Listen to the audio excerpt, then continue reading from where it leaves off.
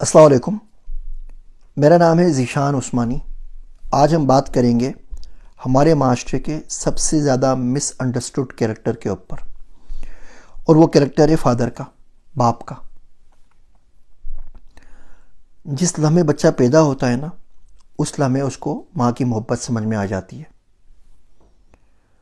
جب وہ باپ بنتا ہے تب اس کو باپ کی محبت سمجھ میں آتی ہے، تب تک اسے باپ کی محبت سمجھ میں نہیں آتی۔ باپ ہمارے معاشرے کا وہ مظلوم ترین کیریکٹر ہے جو ہر وقت ہر جگہ سے پستا ہے۔ نہ وہ رو سکتا ہے اور نہ اس کی کوئی پرابلم سمجھتا ہے۔ حقوق نسواں کے چکر میں خواتین جب چاہیں جہاں چاہیں جس کے سامنے رو دیتی ہیں۔ باپ بیچارہ رو بھی نہیں سکتا، اور رو بھی دے تو اس کی سنے گا کون؟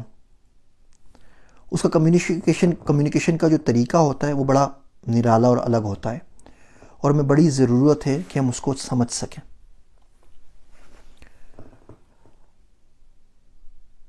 جب باپ کمزور ہوتا ہے تو وہ اولاد کو ڈائریکٹلی نہیں بول سکتا کہ جی مجھے ریٹائر ہو کے گھر بیٹھنا ہے، اب تم کما کے لے کر آؤ۔ تو کیا کہے گا؟ وہ بولے گا یار تم صبح ٹائم پہ کیوں نہیں اٹھتے، اپنی ٹائم مینجمنٹ کرو، کوئی جاب واب دیکھو، اچھا اپنے قدم پہ کھڑے ہو جاؤ۔ بیسیکلی وہ کہنا یہ چاہ رہا ہوتا ہے کہ بیٹا زیادہ ٹائم ہی نہیں میرے پاس، 10-15 سال میں اور چل سکتا ہوں، تب تک you put your house in order, تاکہ اپنے لیے بھی کچھ کرو، میرے لیے بھی کچھ کرو۔ باپ جب بولتا ہے کہ بیٹا اتنا ٹائم نہ لگاؤ یوٹیوب کے اوپر، واٹس ایپ کے اوپر، کیا تم کمپیوٹر پہ ہر وقت بیٹھے رہتے ہو، تو اس کا اصل مقصد تو کہنے کا یہ ہوتا ہے کہ کبھی مجھ سے بھی پوچھ لیا کرو، مجھے پانی چاہیے، چائے چاہیے، مجھے کوئی تکلیف تو نہیں ہے۔ باپ جب اولاد سے پوچھتا ہے کہ بیٹا طبیعت ٹھیک ہے، سر میں درد تو نہیں ہے، تھکے ہوئے تو نہیں ہو، تو بیسیکلی وہ کہنا یہ چاہ رہا ہوتا ہے کہ میری ٹانگوں میں آج بہت درد ہے۔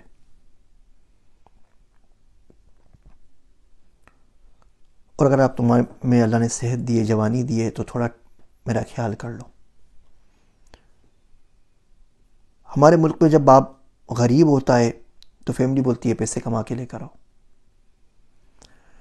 جب باپ امیر ہوتا ہے تو فیملی بولتی ہے آپ نے ہمیں ٹائم اور محبت ہی نہیں دی آج تک، کسی حال میں خوش نہیں رہتے۔ وہ گھر بیٹھ کے ٹائم دے تو اسے تانا پڑتا ہے کہ پیسے نہیں کماتا، وہ باہر جا کے پیسے کمائے تو تانا پڑتا ہے کہ گھر کے لیے ٹائم نہیں ہے۔ وہ محبت دے تو کہا جاتا ہے کہ تمہارے الفاظ سے کچھ نہیں ہوتا، دنیا بڑی ظالم جگہ ہے، بی ریئلسٹک۔ وہ اس ظالم دنیا میں کام کرنے کے لیے نکل جائے تو بولتے ہیں تمہارے پاس محبت کے لیے وقت نہیں ہے۔ آپ نے بہت سارے بوڑھے حضرات دیکھے ہوں گے جو واٹس ایپ کے اوپر اچھی اچھی حدیثیں شیئر کر رہے ہوتے ہیں۔ کہیں نہ کہیں روز نہ روز کہیں نہ کہیں سے کسی نہ کسی باپ کا میسیج آ جاتا ہے، فلاں حدیث جس میں والدین کی عظمت کا بیان ہے، فلاں مولوی صاحب کا بیان جس میں انہوں نے کہا ہے کہ اولاد کو ماں باپ سے نافرمانی نہیں کرنی چاہیے۔ یہ تمام باتیں وہ جو شیئر کر رہے ہوتے ہیں فارورڈ میسیجز کی شکل کے اندر، یہ تمام باتیں وہ ہیں جو وہ کرنا چاہ رہے ہوتے ہیں،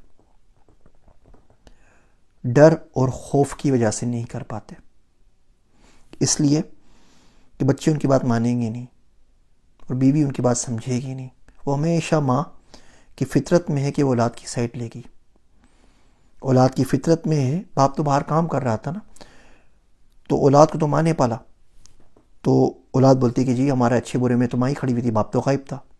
باپ تو وہ کریکٹر ہے جو ہمیشہ انویزیبل ہینڈ کی طرح ایبسنٹ رہا نا، ان کی برتھ ڈے میں سے، گھومنے پھرنے میں سے، تمام جگہ پہ، تو ان کی تمام تو لائلٹیز ہمیشہ ماں کے ساتھ ہوتی ہیں۔ آپ سے ایک کام کی بات عرض کروں، اگر آپ کے گھر میں ماں باپ ہیں اور صبح آپ کی آنکھ ان کی کھانسی سے کھلتی ہے، اگر آپ کے گھر میں ماں باپ ہیں، انہوں نے کوئی ایشو ہے، ایسیڈیٹی کا پرابلم ہے، کوئی اور بیماری ہے، آپ کے گھر میں ماں باپ ہیں، ان کو چلنے میں دشواری ہے، انہیں صحیح نظر نہیں آ رہا، ان کا دل بیٹھ رہا ہے، تو یقین جانیے اس وقت دنیا میں کوئی کام اس سے زیادہ امپورٹنٹ نہیں ہے کہ آپ جا کے ان کا علاج کریں۔ کوئی یوٹیوب کی ویڈیو، کوئی ڈیٹا سائنس کی ٹریننگ، کوئی سیمینار، کوئی لیکچر، کوئی ایگزام، کوئی جاب، کوئی گرل فرینڈ کے قصے، کوئی بیوی کے حقوق، سب سے پہلے جا کے ان کو فکس کریں۔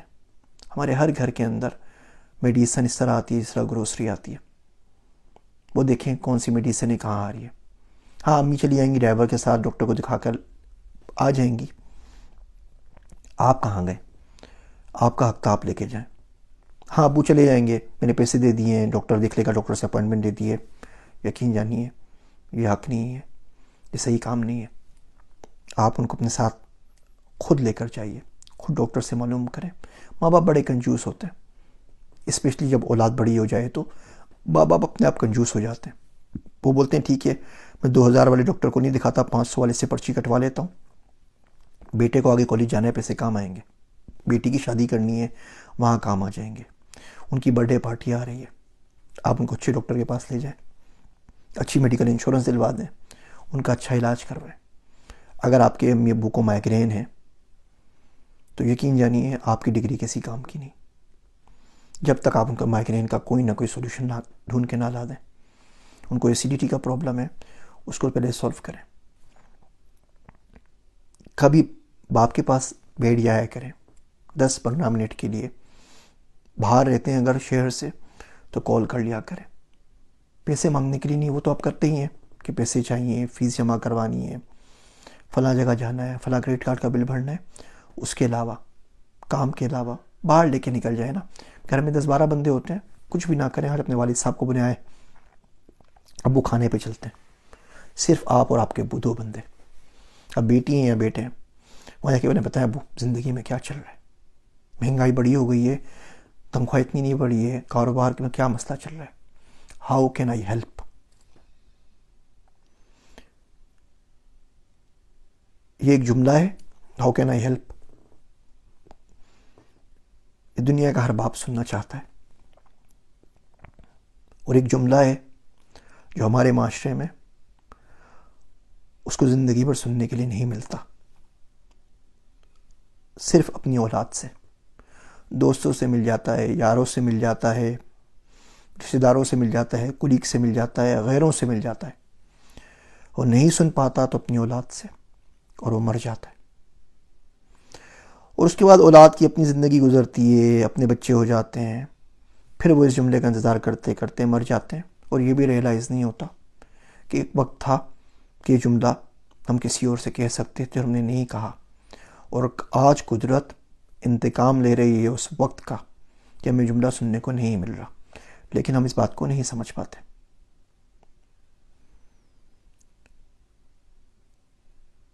اولاد بہت بڑی ذمہ داری ہوتی ہے. آپ کو یہ تمام چیزیں چلتی پھرتی گھر میں نظر آ رہی ہوتی ہیں، بجلی آ رہی ہوتی ہے، پانی آ رہا ہوتا ہے، گیس آ رہا ہوتا ہے، اسکول کی فیس بھری جا رہی ہوتی ہے، گاڑی میں پیٹرول آ رہا ہوتا ہے، نوکروں کی تنخواہ آ رہی ہوتی ہے، آپ گھوم پھر رہے ہوتے ہیں. اس کے پیچھے کسی شخص کی شب و روز کی محنت ہے، اس کا دل ہے. باپ 1000 چیز کرتا ہے، ایک بھی نہیں بتاتا. ماں جتا دیتی ہے، باقی لوگ جتا دیتے ہیں، باپ نہیں جتاتا، خاموشی سے کرتا رہتا ہے. اور اس کے ساتھ سب سے بڑا پرابلم یہ ہے کہ اس کے مرنے کے بعد بھی اس چیز کا اندازہ نہیں ہوتا.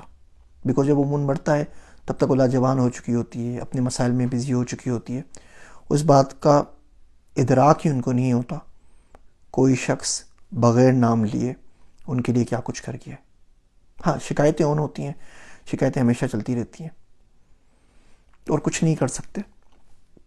تو دعا کریں، دل پہ ہاتھ رکھ کر، اللہ کو حاضر و ناظر جان کر قسم کھا کے بتائیے ہم میں سے کتنے لوگ ہیں جو روز کی بنیاد پر اپنے باپ کے لیے دعا کرتے ہیں.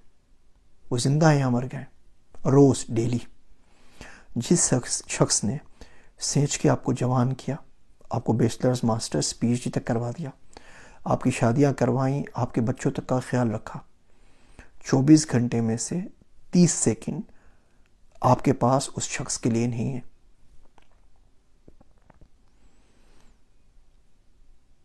تو یہاں تو دعا کیجئے، یا اس شخص کو باپ نہ کہا کریں، چھوڑ دینا. غیر کی طرح کام کیا، نوکروں کی طرح آیا اور چلا گیا زندگی سے، ٹینشن کس بات کی ہے.